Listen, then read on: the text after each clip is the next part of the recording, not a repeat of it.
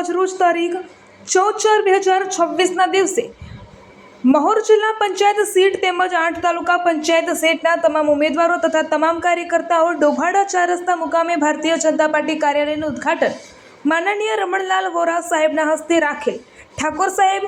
નરેન્દ્રસિંહ પી કુશલસિંહ, ઉપપ્રમુખ વડાલી ભાજપના દિલીપસિંહ, કારોબારી સભ્ય ભાજપના વડાલી જીતુભાઈ લવજીભાઈ પંચાલ, સદસ્ય ડોભાડા એપીએમસી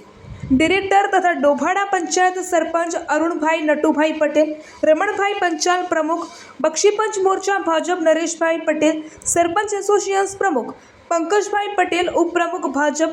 જયદીપસિંહ ઉપવાદ, ઉપપ્રમુખ ભાજપના ઉમેદવાર અને સુમિત્રાબેન લાલસિંહ ચૌહાણ,